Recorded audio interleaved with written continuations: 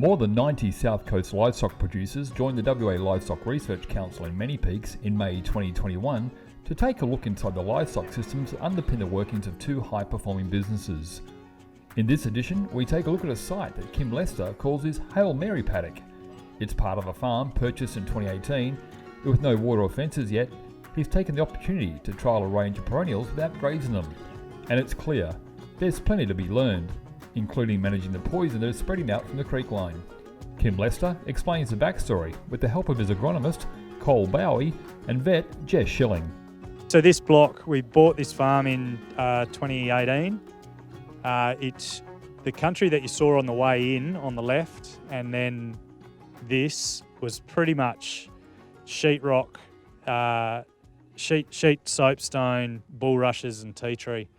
I was going to have a photo to do it justice, but it's sort of hard to describe how ordinary it was. It was the country that wasn't, they didn't put the blue gums into because they couldn't put the dozers through it. So we got Kent in with his reefie and reefinated firstly the bit on the stuff that's established, the ryegrass and clover on the way in.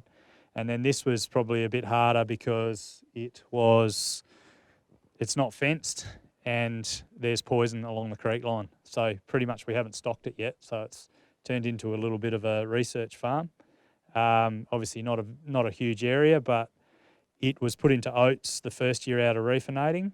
And then last spring we just threw a bit of a shotgun mix of species. So we've got tillage radish, millet, sorghum, chicory, lucerne, phalaris was in here. That's about it. Our cowpea, there's some cowpea in here.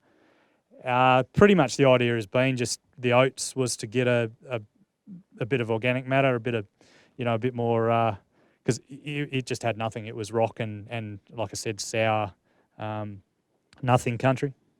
It shouldn't look like this. It should be grazed, but like I said, we were looking at grazing it.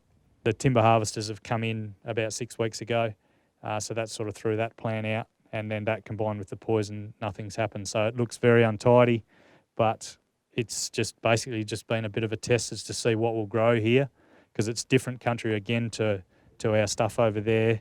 The rainfall, believe it or not, gets a lot higher as you come every kilometre down this way. We sort of work on about the 750 at the feet at the workshops there, 750, 800. And while there's no official gauges down this end of the world, certainly the end farm, the next farm along, they talk it being 1,000 mil farm. So it gets a lot of coastal stuff. So I guess the thinking is more like we were before, like we were talking about before, trafficability and having plants that will grow here that we can graze when it is wet. So that's the idea, and some have worked and some haven't. The chicory here is a pretty impressive one that we're seeing down here on the south coast. It's something that it tests up very similar to lucerne, which is rocket fuel, and it's got a very good ability to start dealing with some of these subsoil constraints. I think the other thing that Kim's done here really well, and which actually helps dealing with some of these subsoil constraints, is plants help plants. And if you've got a large licorice, all sorts of plants, different plants will help other plants lock down where, and get down through the subsoils, especially in WA where we've got hostile subsoils, and perform better. And by getting ground cover, getting diversity of plants to deal with different toxicities in the subsoil, and hopefully it's a fairly well producing paddock in the future once he does get the fences up. What will you do with the poison, and how will you cope with the regrowth? We'll obviously pick it, and we have done a bit of that, but yeah, it's just going to be an ongoing, as I'm sure plenty of people have had their issues with poison. It's just going to be ongoing monitoring, and yeah, what you might have seen on the way in anywhere where we've disturbed along the creek lines. Since we've had the place with a grader or pushing new fence lines, it just comes up like hairs on a cat's back. Does anyone know what it is? You're not allowed to comment. This genus of plants called the Gastrolobium genus, but you guys would probably commonly know it by a few different names.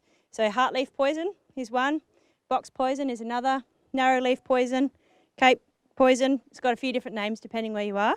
And there's a few different species, so they all look slightly different. The one that grows here is quite easy to identify. We're passing a few around.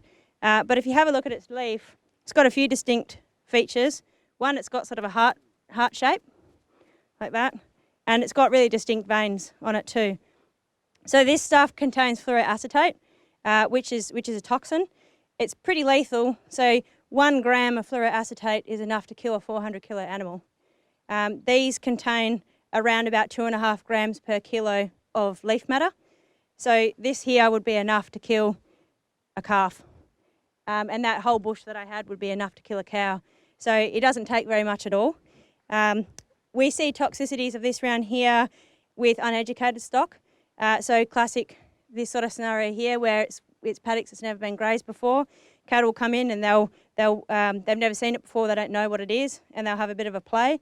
Particularly young cattle, so calves, weaners, they're just a bit more curious, so they'll have a bit of a nibble. The other time that we see problems with it is when hungry stock are turned out.